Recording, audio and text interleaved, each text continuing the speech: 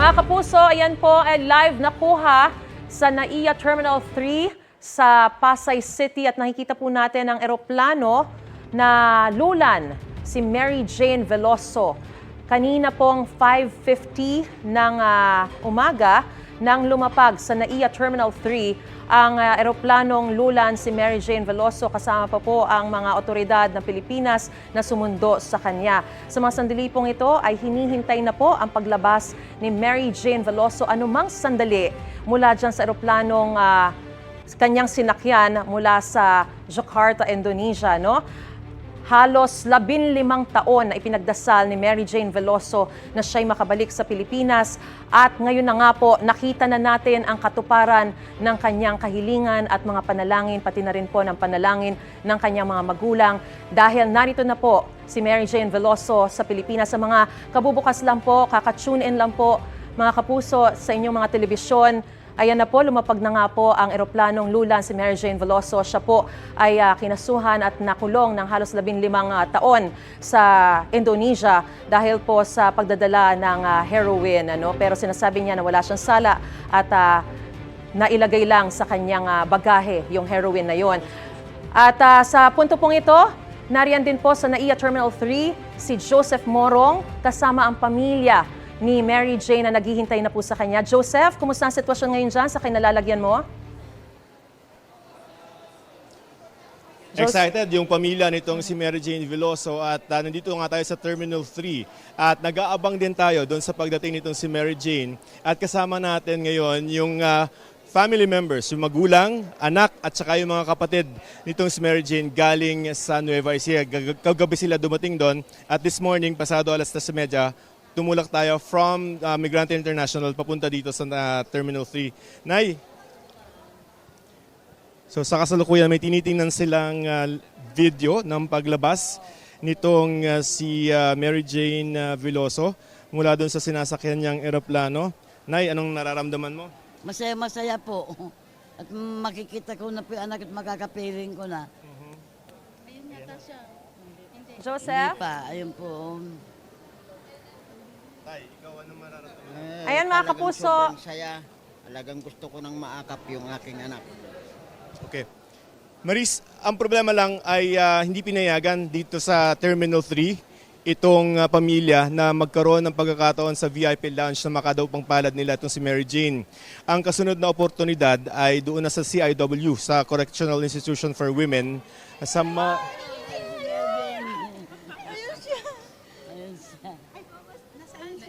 Ayun na. Nakita na. At nakikita na rin nila ilang segundo, ilang minuto pa lang ang... Oo, totoo na, andyan na po, andyan na. Masaya po. Sobra. Opo, sobrang saya po. Opo. Opo mo. Ito na, nandiyan nakabalapag na, ilang minuto na lang. Sabig na po kami yung pamilya. Ano no? Sabig na po kami. Nay, anong nararamdaman mo? Masaya po. Sabi ko hindi iyak pero parang naiyak yata ako. Konting Sasaya. minuto na lang tayo, ma'am. Konti na lang yan. Lalabas na. Basta masaya lang po ako dahil magkakapiling na namin yung anak namin. Hindi na ako malayo, maski halimbawa malapit na lang dadalawan namin, hindi na sasakyan na aeroplano. Pero sana naman po, ipagkalob na ng ating Pangulo yung clemency ni Mary Jane dahil sobra-sobra na pong tagal na nakakulong. Ma'am, dadaan sa tapat lang natin, medyo nakakordon tayo. Baka ano ba ito, makita kaya natin dito yon? Kung dyan po dadaan, hindi. Maski sigawan man lang namin. Makita po namin. Sigaw tayo ng lakas natin. So Maris, yun yung sitwasyon dito, nakakordon kami, tapos sa kabilang side lang, sa tapat lang namin, nandun yung dadaanan ni Mary Jane. So hindi natin alam kung magkakaroon ng pagkakataon na makita o marinig nitong si Mary Jane yung pagsigaw nitong pamilya nila pag dumaan na siya dito, kung doon idadaan, no? As per yung plano kanina. So, but anyway, so pinapanood nila, ma'am, Joseph, sa nasa loob NAIA na yan Terminal ng 3 airport. rin ang kasama nating si Emil Sumangil. Emil, nakita kita, no? Kasama mo si Mary Jane. Kumusta ang sitwasyon ngayon dyan? Hinahawakan niya yung kanyang bandang sikmura at parang may iniindang sakit. Kaya yung doktor na mula dito sa Bureau of Corrections, particular sa Women's Correctional Facility, ay parang may pinag-uusapang gamot na pinainom. Mukhang hapong-hapo si Mary Jane kumpara sa pagkakataon na una ko siyang makita sa Jakarta sa gabi na masayang-masaya. Iba ang kanyang ipinapakitang pinapamalas na itsura ngayon. Ano? Parang meron siyang iniindang sakit. Gayunman, ang binabanggit niya bago lumabas ng eroplano, ganun pa rin. Masayang-masaya at very excited. Emil, Dahil kasabay narito mo na si sa Mary Pilipinas, Jane, no? physical way, kasama na niya, makakapiling at makikita na niya ang kanyang pamilya. So, Emil, itong... kasabay go mo ahead, si Marie. Mary Jane. Nakita kita kanina. Parang lumabas ka rin doon sa aeroplano at mukhang... Ngayon ba, ilang lang yung metro na distansya mo sa kanya? Maris, mawalang galang, pakiulit lamang please. Oo. Pakiulit. Kanina nakita kita eh. Katabi mo lang ba dyan si Mary Jane? Nakita kita sa video. Yes, oo. Actually, narito ako sa harapan lang niya. Oo. Hindi, oo. Si So- Jojo Fibral, yung ating cameraman, ang nasa harapan mismo. Katabi ko si Jojo. Pwede ba Nasa natin harapan. makausap si Mary Jane, Emil? Saglit lamang at bibigyan natin ng Baka pwedeng tempo lang. kahit saglit lang. Oh, ayan, nakikita kita eh. Oh. Mary Jane, please. Mary Jane, good morning. Ano lang masasabi ko? Naku, mukhang... Aha. Oo, kasi nag-aabang na yung kanyang pamilya. Sabik na sabik. Aha. Aha. Oo, Emil, nakikita kita na mukhang pinipigilan ka, no? Pero, Parang masakit yung picture. oo, yung sikmura niya, ano yung iniinda niya? Yan ba yung kagabi pa? Yan, Maris, ang kanyang nasambit, ano? Salamat sa effort, Masayang-masaya siya. At siya raw ay narito na sa ating bansa. Emil, yung iniinda ni Mary Jane na sakit sa sikmura, yan ba yung kagabi pa? Kasi di ba parang medyo naantala yung press con dahil meron siyang iniinda kagabi pa? Yes. Siya ay nahilo, pinagpahinga ng 30 minutes ng Bureau of Corrections bago sumalang sa press conference dahil ininda niya yung parang para ba siyang naliyo o nahilo sa biyahe mula dito sa Women's Correctional Facility sa Jakarta patungo sa airport bago sumalang sa press conference. So, Kasama mo siya sa eroplano. Habang nakasakay doon, may nakita ba kayo na talagang masakit, namimilipit pa rin siya sa sakit? hindi naman, Maris. Oo. Kaya inilagay siya doon sa dulong-dulong bahagi sa hulihan ng eroplano at ang binabanggit naman ng Bureau of Corrections, nakatulog naman ng maayos, nakapagpahinga. Pero ngayon nga lamang, meron siyang ipinapakitang parang dinaraing na sakit, ano, dito sa kanyang bandang sikmura. So, ididiretso siya ngayon. So may pinainom na nagamot sa kanya pero hindi na siya kailangang halimbawa patigilin muna tapos i-check up, ganyan? Hindi naman. Teka, hinahanap ko lamang yung Kanyang doktor? doktor ng Bureau of Corrections. Yes. Pero in the meantime, Sandali habang lang. hinahanap mo, Emil, yung doktor, naglalakad kayo, no? Kasi nakaabang na dyan yung pamilya. Excited lang. Pero hindi ko kailangan uminom ng gamot or something. Ayan na pala yung doktor. Nabigyan na. Nabigyan Nabigyan na ng gamot kagabi. So mukhang ano ba yung sanhe? Nabigyan na raw siya ng gamot kagabi. Pero sabi ng Bureau of Corrections, hindi na kailangan pa inumin pa ngayon. Hindi na raw kailangan pa inumin pa. So kasama niya si Superintendent Sanidad, ang hepe ng Correctional Institution for Women. Gamot So, daw yun para saan, Emil? Para sa sikmura, no? Oo. Okay. Tatanungin ko lamang ko. Alam na ba kung ano yung sakit niya? Yung gamot, ano ito? Sa sikmura po. Yung stomach upset, parang gano'n. Stomach upset. Okay, so, sa stomach upset. Yun, Alright. so, nasa immigration area na kami. Oo, Emil. Mukhang dadalhin sa merong VIP access ito. Nakaabang kasi yung pamilya niya dyan. Gusto ko lang malaman, kasama mo rin, ayan, no, si Attorney Miko Clavano. Sinasabi niya na, si ano Ate bang Miko sinasabi niya? Clavano, Magkakaroon ba narito ng pagkakataon kahit Sorry. mayakap man lang yung pamilya bago pumunta sa Women's Correctional? Magkaanak ko ito. CIW pa. Dito po sa Talahon. CAW po yung ano. Oh, ay, bibitiw na ako. Sorry. Oh, narito na kami sa immigration. Bababa na sila. Merong isang team pa tayo, Maris. Pakitawag mo lang, nandiyan sa ibaba. Habol pa rin naman kami. Thank you. Salamat. Maraming salamat sa iyong ulat, Emil Sumangil. Ayan po, sa mga kaka-tune in lang po, mga kapuso. Dumating na nga po si Mary Jane Veloso sa NAIA Terminal 3, 5:50 ng umaga. At sinabi po sa atin ni Emil sa kanyang ulat, at nakausap din po niya yung doktor, na may iniinda pong sakit sa sikmura itong si Mary Jane Veloso. Ang sinasabi po ay mula kagabi pa lang, medyo nahilo na siya, medyo hindi na maganda yung kanyang pakiramdam, kaya naantala ng 30 minutes. Pinagpahinga muna siya bago magsagawa ng press conference doon sa Jakarta, Indonesia, bago lumipad yung kanyang eroplano pabalik dito sa Pilipinas. At pagdating naman dito, or habang nasa eroplano, siya po naman ay nakatulog sa kanilang biyahe, pero pagdating ay iniinda pa rin niya itong sakit sa sikmura at mukhang ayon sa kanyang doktor, stomach upset ang dahilan ng kanyang pagkakasakit. Samantala, nasa NAIA Terminal 3 pa rin, may unang balita si James Agustin. James, mula sa kinatatayuan mo, nakikita mo na ba si Mary Jane Veloso? Maris, hindi pa natin nakikita ngayon si Mary Jane Veloso mula dito sa area ng VIP lounge. Pero mahigpit yung seguridad na pinapatupad dito at mas dumami pa yung mga bantay. Ang napansin natin, bukod sa mga airport police, mga taga-PNP Vision Security Group, nandito din ang daming mga personnel ng Bureau of Corrections, maging ng National Bureau of Investigation. At nakahanay sila dito, may ilang metro lamang ilayo natin mula doon sa Bukanan, itong VIP Lounge. At mula doon ay ilang metro lang din yung lalakarin palabas dito sa may parking kung saan naka-standby itong mga sasakyan ng Bucor. Di lang natin sigurado kung alin dito isasakyan ni Mary Jane patungo sa Correctional Institution for Women.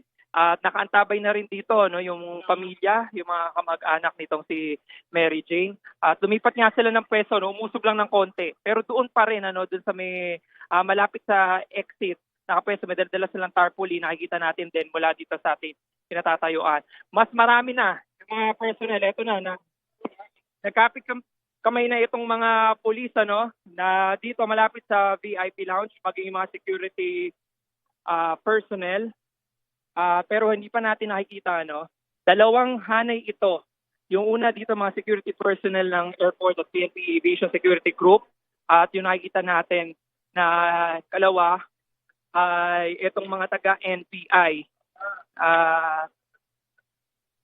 Napakadaming mga security wala dito sa ating kinatatayuan dito sa malapit sa VIP Lounge. Ayan, nakikita na po natin lumalabas si DOJ spokesperson Migo Clavano. Eto na, nandito na sa harapan natin si Mary Jane, napakahigpit ng seguridad at kalalabas lamang niya dito sa NAIA Terminal 3 at nagsigawan yung kanyang kamag-anak. Marin, titingnan lamang natin si Mary Jane ay isinakay sa isang SUV. Di tayo inalaw na makalapit mismo dito sa mga pero nasa parking na siya. Nakikita ko mula dito tayo natatayuan. Nakasakay na si Mary Jane. Pero yung convoy ay nakatakda na umalis mula dito sa NAIA Terminal 3. Teka lang, subukan natin umikot. Nakikita natin, Maris, nakasakay na mismo dito sa SUV. Hindi na rin tayo pala pinayagan na makalabas dito sa Yes, NAIA James. Terminal 3. Maris. Nakikita natin yung sitwasyon, nakasakay na nga siya sa SUV. Yung inaasahan natin na parang kahit papano, mayakap, mahagkan siya, Maris, eto na. Hindi nangyari yun, Hindi pero nangyari. eto na, umuusad na yung convoy ni Mary Jane. Mahigpit yung security. Ang nasa unahan ay SWAT. Binakita tayo ng masunod-sunod na mga SUV. Yung sinakyan niya ay nakaalis na. Eto, paalis na mula dito sa NAIA Terminal 3. Kasama din sa convoy, bukod dun sa SWAT, yung sinakyan na SUV, ay yung mga sasakyan ng Bureau of Correction, ng National Bureau of Investigation, maging ambulansya at isang coaster bus. Kaalis lamang nila, Maris, Maraming wala salamat, dito sa NAIA James. Terminal 3. Oo, At naging mabilis lamang yung sitwasyon. Yun din naman inaayon dun sinabi sa atin ni Thank DOJ you, James spokesperson. Agustin. Subukan naman po nating kausapin si Joseph. Kumusta yung naging pakiramdam ng pamilya? Hindi sila nagkaroon ng pagkakataon na malapitan ang kanilang anak, Joseph. Yan ang Go ahead, Joseph. Yes, Maris.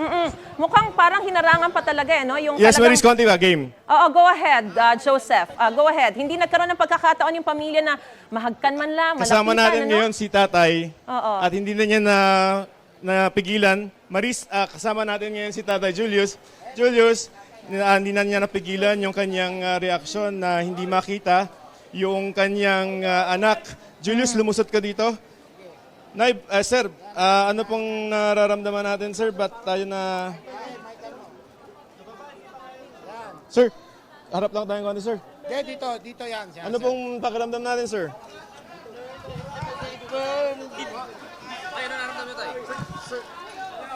Ano nararamdaman natin, sir? Masakit po loob ko at di ginawa nilang kriminal yung aking anak. Ano naman po kasalanan? Bakit di nila pinakita sa amin?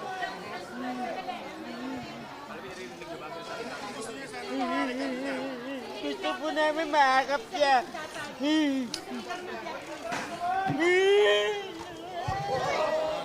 Teka po, may sakit si tatay, sir.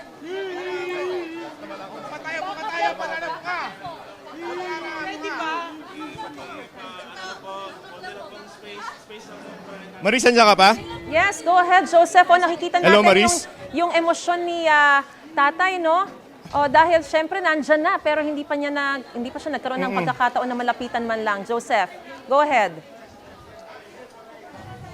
Alam mo yung sitwasyon kanina, nakikita nila doon sa dingding na glass na dumadaan yung convoy nitong si Mary Jane pero hindi man lamang nga nila nakita. Trinay nila natawagin yung pansin, nagsigaw yung mga kamag-anak pero talagang Hindi sila narinig? kumbaga nakatitig lang doon sa pagdaan itong si hindi ko malamang narinig, medyo malakas yun. Kaya lang ang problema sa pagitan namin ay maraming pulis na sandali Marisa, lalabas sila eh. Sige lang, Joseph. Harang. So hindi, kung gusto man nila na makita itong si Mary Jane, ay hindi rin sila makakagalaw. Sa ngayon, kasi itong si tatay, bilang nakakausap natin the past couple of days, medyo may high Very blood to eh. emotional. So Oo. iniiwasan Pero nung Joseph, naka-ready na rin migrante. yung mga sasakyan Oo, eh. nila para dumiretso sila sa yes. sa Correctional Institute for Women. Kasi baka doon magkaroon sila Yes, ng pagkakataon na makausap yung kanilang anak. Yeah. Doon ang meron. Oo. Sabi ng DOJ, dito hindi talaga mangyayari yung first contact nila Oo. after 15 years. Sa CIW, doon ang pauna nilang pagkikita. Ang magiging sitwasyon doon is that meron press conference, di ba? Kasama yung... Ay, ano nangyari? Wait lang, Maris. Oo, go ahead. Sige, Ayan, nakikita okay. namin yung So, sitwasyon. buka tayo, boys. Buka tayo. Oo. Okay. So, anyway, may press conference ng bandang alas 9. Kasama yung Department of Justice and Bureau of Corrections. Kasama yung family nitong si Mary Jane at si Mary Jane. Pero bago yan, ay magkakaroon ng pagkakataon yung pamilya, ibig sabihin yung magulang, yung mga bata, tsaka yung mga kapatid, at ilang abogado ng migrante and NUPL na magkaroon ng parang pribadong meeting. Meron kasing sinabi yung Bucor na parang breakfast meeting. Doon nila inihanda yung adobong pork, adobong baboy na hiniling nitong si Mary Jane. Tapos, pagkatapos ng press con, and then after ng press conference ng 9, ay bibigyan naman ulit ng pagkakataon na hangout, makahalubilo nitong mga pamilya, itong si Mary Jane na siyempre matagal nilang hinintay, 15 years to Maris, simula 2010. So ito si nanay naman ang kalmado at bagaman, Nay, wala yata tayong lens pero may audio siya. That's okay. Naririnig ka namin, Joseph. Niyayakap niya Kung ito si makakausap mo si Attorney, nanay. Edre Olalia ng... Yes. Nay, anong pakiramdam natin? Nandito na pero hindi natin nakita ang konti. Masakit po. Mamaya natin. Makikita naman natin. Makikita naman natin siya mamaya. Alam niya. Kasi sabi ko, Mary Jane, makikita tayo mamaya. Oo. Mabilis eh. Okay lang yan. Okay lang. Oo. Alam naman niya na nandito tayo lahat. Alright. Basta mahalaga po sa akin, makita ko, mayakap ko, okay po. Asa si tatay? Nanay Celia, ay syempre masakit na dumating na hindi mo lang nakita, no? Pero ganun pa man, ay at least, ang sabi nila ay nandito na sa Pilipinas itong si Mary Jane pagkatapos ng 15 years na pakikipaglaban nila. So ngayon itong si tatay ay inuupo muna nila. Kung gusto mong kausapin natin yung mga bata, itong Nandyan sila, din. ito 1 year old pa lang and 4 months. Andito. Nung Hoy, boys. nung nakulong si Mary Jane. Ito, Maris. Go ahead, 1 year Joseph. old and 4 months, itong si Daryl, si Makmak ay Itong taon po. 6 years old. Pero ngayon ay parang medyo mas matangkad na ng kaunti sa akin. So anong pakiramdam? Nandito na yung nanay. Masaya po. Sobrang saya po. Kahit po hindi namin nakita din makikita pa naman po namin sa Mandaluyong po yung mama ko. Doon na lang Opo, muna. doon na lang po. Anong una mong gagawin pagka nakita mo? Yakapin po na mahigpit. Tapos ano po, halikan po. Sobrang saya po naming lahat po, buong pamilya po. Hindi po, okay lang po. Kumbaga po nagpapasalamat na rin po ako na ang mahalaga po andito na po siya sa Pilipinas. Pero di nung dumaan, hindi niya nakita. Opo, okay lang. Na sila yan. Opo. Okay, so ito yung mga bata, 1 year old and 6 ngayon. After 15 years, syempre mga binata na. Sila ay excited din na makita mamaya. Ang sabi naman ng mga bata ay, well, meron pa naman mamaya sa CIW na magkakaroon sila doon. May private time na talaga with the family itong si Mary Jane. So ngayon ay binibigyan ng, pinagpapahinga muna itong si Sir Cesar. Okay. So Alright. Maris, nagpapahinga lang ng konti itong pamilya Veloso at maya-maya ay tutulak na rin sila sa CIWC kung saan doon magkakaroon sila ng pagkakataon na mas matahimik siguro at napagkikita ng kanilang anak. Oo. Maris? Damang-dama natin, Joseph. Siyempre, yung excitement nila na makita, pero yung frustration din na hindi man lang nila nahagkan. Pero gaya na rin ang sinabi nila, bagamat nalulungkot, masaya na rin at nandito na sa bansa. Nandito na po sa Pilipinas si Mary Jane Veloso. Tutok lang po sa unang balita para sa updates sa pag-uwi ni Mary Jane Veloso. Gusto mo bang mauna sa mga balita? Mag-subscribe na sa GMA Integrated News sa YouTube at tumutok sa unang balita.